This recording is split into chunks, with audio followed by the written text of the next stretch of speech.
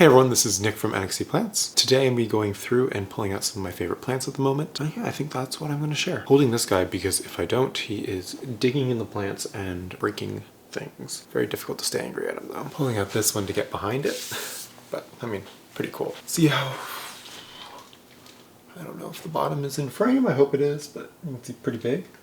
Just a pallidiflorum. This is the leaf I wanted to pull out. See, it is huge. This is my Draconitarum. Absolutely huge leaf. It's been doing really well. I'm kind of surprised it's been pretty easy to grow. It's started picking up the pace. This is still an emergent leaf and it's already started the next one. Yeah, it's been doing all right just in pawn, getting the usual care up in the top of the tent. Very happy. So I feel like it's a plant I don't really pull down or talk about that much. And it's a real shame because it's such a unique Anthurium. Next up, we've got my Papilolaminum RA6. You can see it's very neat, but I actually wanted to pull it out for a bit of a different reason. Something very strange this plant does is it gets blister specking all over it. And I don't know anyone else with the RA6 if they've seen something similar, where it just gets these like almost, I'm trying to see if I can get it on the camera. I don't think I'm gonna have any luck, but it gets this little silver flecking all throughout the leaf and it's really, really apparent on the emergent, but once the leaf hardens, you can't really see it all that much. If anyone has an RA6, I know if you've noticed something similar, that would be really interesting if you could drop a comment. Otherwise, it's an absolutely beautiful pap clone. I think it's probably my favorite RA pap clone. I'm a big fan of the big lobes and texture that it gets. Yeah, it's got a fair bit of stem now. Probably gonna have to give this guy an up pot fairly soon. I'm just deciding whether I want to give it a bigger square pot or move it into a big net pot. I'm also like almost considering moving some of my paps to ambient, but that's a whole nother project. Yeah, here is the RA6. Definitely been catching my eye recently. Now that it's a little bit bigger than a hand, should be a huge plant before too long. Next up, got this Ace of Spades crossed with a Cuniolens. It's bred by Justin Jones. I feel like with this leaf, I really, once again, like its shape. Oh, I think I'm seeing a cataphyll. I am seeing a cataphyll. So this leaf came with what will be the first cataphyll. Yeah, big fan of the plant.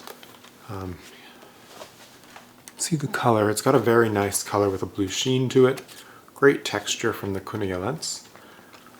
I feel like this seedling really turned out how I was hoping the whole hybrid would. Oh wow, and it's getting the nice ribbing on the petiole from the Cunia. Overall, I'm very happy with how this seedling is growing out. Yeah, it's definitely been my favorite since it was a small size, so I've enjoyed, I guess I should say why I'm a big fan of it is with the last two leaves, I moved it into dramatically lower light, and I did get a slightly, it's probably not going to be that noticeable, but I did get a slightly better color starting with this leaf, and now hopefully continuing with this leaf by moving it into the back of the middle shelf here. And that just is where I like to put things more like a Dressleri that wants closer to that 40 to 60 ppfd. He's trying to crawl into the Fort Sherman because he likes to nest in the DF pot. And that's really the one pot I probably don't want him nesting in the most. Not that I want him in any of these plants, because he has a penchant for biting inflows. Seems to be his favorite thing. Next up, I want to talk about my Anthurium rhodolantianum. Let's put out this beautiful huge leaf right here. Hopefully the texture is being picked up on camera, but it is like an almost velvet leaf with this wonderful bubbly feeling to it. It's also holding a flower right here. And next to it, we've got the other flower that's going to be coming in. I did pollinate this flower with Papilolaminum Fort Sherman XL. I chose Papilolaminum because that's one of the few rhodolantianum hybrids I've seen. The flower does appear to have taken. However, something with rhodolantianum is it's notorious for producing berries that are empty. So I don't really want to, I'm not going to get my hopes up at all, but. So as I was saying, I don't really want to get my hopes up, but it would be really awesome if even I got one seed out of this hybrid, because it would be fun to combine the texture of this plant with obviously pretty much anything. Here is the rhodolantianum. Would definitely recommend this plant. It's a very hardy Anthurium. And I know this thing has a really fun root system to look at. So I'm going to pull it out despite the mess and just clean it up. See, it's got a huge root system. I don't want to call this a favorite, but figured in the spirit of transparency, I broke my PPP sobriety and I'm yet again trying with this god-awful plant. I couldn't resist. I saw this plant for I think $8 at Canadian Tire. And I mean, it had been so good, but decided to try again with the PPP. This one has nice pink and good marbling, so was willing to give it a go. Not a favorite, just in a moment of weakness, I got a PPP. All that entails in terms of, suffering again through dealing with this awful plant. I'm a PPP hater if you couldn't tell. Maybe this time will be different. This one actually gave a chop and a repot today. This is my mag cross with BVEP from Dustin, Bags Plants. Absolutely love how this hybrid has developed. I think it got really the best of both parents. And I gave it this big pot in an effort to bring out the size of the mag. Yeah, I'm very happy I've hung on to this one. I think the color is outstanding along with the vein structure. So I might even breed with it, but I definitely plan to bring it to ambient and just try to get it as big as possible. Next up, we've got an Anthurium red crystal. It's from Tazula. This one has more of a purple emergent. I think we're just like a few days, like a week too early for you to really get that color clearly on camera, but I'm very excited. The petiole on this leaf is already longer and thicker than the previous one, and it's like very significant. So I think this leaf is going to be a bit of a beast. Okay, next up we have another one I repotted very recently. This is a Forgetii I crossed with a red crystal. I am a big fan of how dominant the red crystal seems to be. I feel like the only thing the Forgetii contributed to this plant is sort of it being a little bit smaller than you'd expect from a red crystal of similar maturity. So very pleased with this one. The red veins are coming through a little bit on the back, but the real showstopper is this dark veiny leaf here. Here's a bit of a weird one. It's a blue pap crossed with a red spider. Got it from Vincent. I guess this is a good one to do next. This is my just red spider. See, it's starting to get the fused sinus here. The warping around it. This is another one I've been pleasantly surprised with from Dustin. This was a bit of a runt. It's an ace crossed with a BVEP. It was definitely like a ways behind the other one, but recently it's managed to start really accelerating its growth.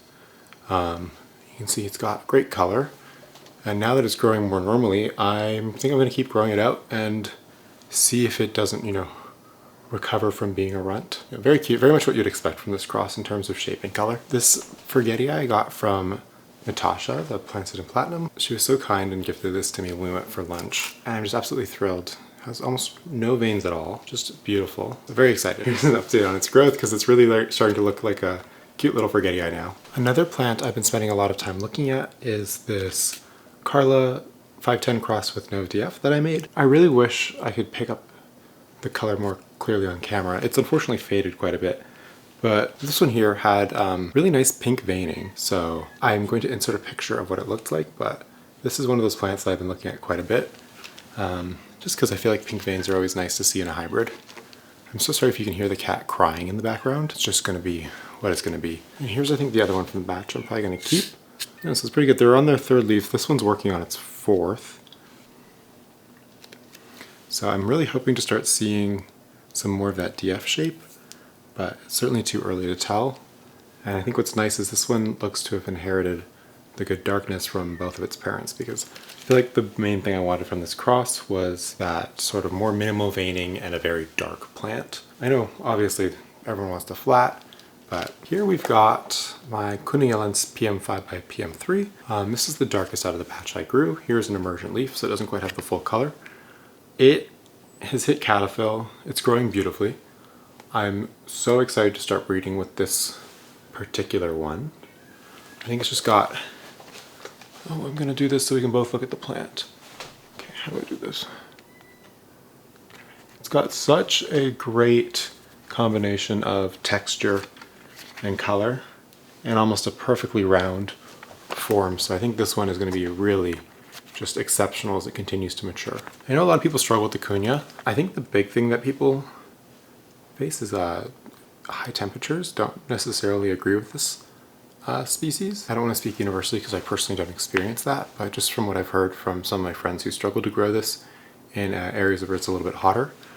One thing I do is I keep it in pond always has a reservoir, so it's never going to get dry out. And I didn't really notice any signs of heat stress, but again, like my growing conditions are a little bit different from other people's. Would definitely recommend giving Cuneolens a try because it's really such a pretty plant. Here we've got my Hoffmanii red sinus or Anthurium blood moon.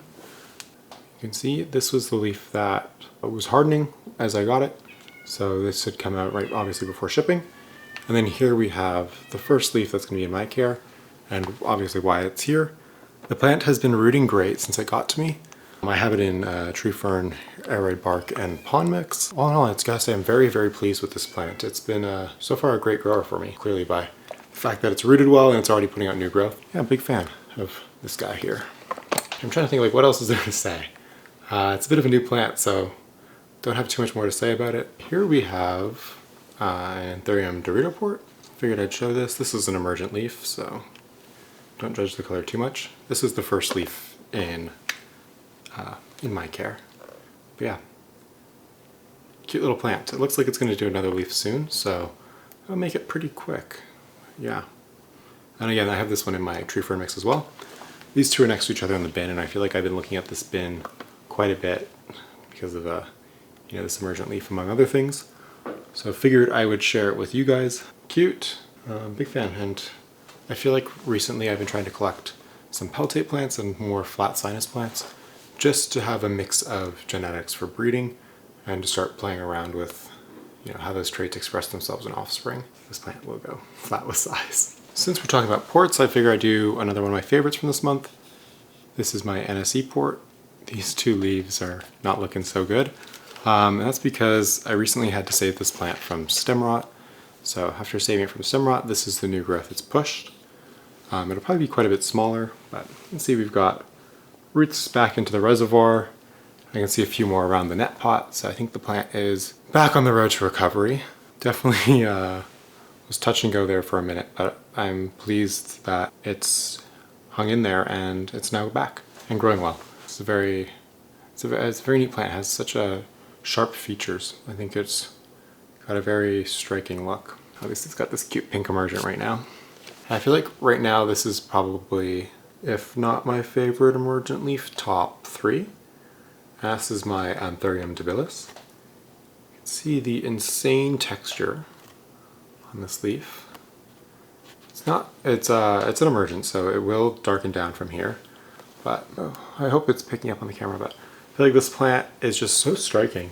I really had no clue how nice the debilis could be. 4 leaves on this one. You can see this was the import leaf. So I put this leaf out after I imported it, and then it's been pretty steady from there, right up to this one. Yeah, I don't know, it's been a pleasure to grow. I think the texture and the color combination is just so incredible. And it's really why I got this plant, because I want to breed with that combination of features, hopefully into things a little bit hardier, so you can pull, the good looks and hopefully get some stronger genetics, because I know this is a plant that a lot of people struggle with. I don't know if I've ever shown this one on the channel before, and I don't know if this is going to even show up on camera, but one of my favorites has to be this Lepanthes here, and that's just because this cute little thing has been flowering from 2 of its little leaves, I'm not sure what they're called, pretty constantly for me the last couple months, and it's been really nice seeing all the new growth come in as the plant gets acclimated to my environment, and it's just been such a rewarding little orchid to grow. Okay, one of my last favorites is right here. This is a Corrigatum Af. Oh gosh, I hope the camera focuses. It's a very small vining Anthurium. I'm not sure of the exact ID, but cute. Reason it's on here is it's been probably the hardest Anthurium I've ever grown. The leaves are so thin, you can actually see your hand through the leaf. Just from this grow light that's up above it in this cabinet. Yeah, they melt like nothing else. I think I had 15 pieces of the mother plant because after importing it, it nearly died. So obviously no roots, no leaves or anything. So I node propped it, and out of the 15 nodes I had, I was lucky and 2 of them sprouted. So definitely not the easiest Anthurium. It's been really interesting. I can't wait to see how it flowers. I don't know if I'm ever going to see that or if it'll be able to in this environment, but you know, you never know. Might get lucky. Got another debilis hiding down here. Yeah, I think that about wraps it up. Oh, I guess I'll show you the sea of dark foliage, because obviously everything in here is a favorite. I can't show you every plant every time because then every video would turn into a tour video, but just a shot of probably my favorite place to look. Okay, I wanted to thank you guys for watching this favorites video. I really appreciate it. If you could like, comment, subscribe, that'd be great. Otherwise, have a great rest of your day. Bye.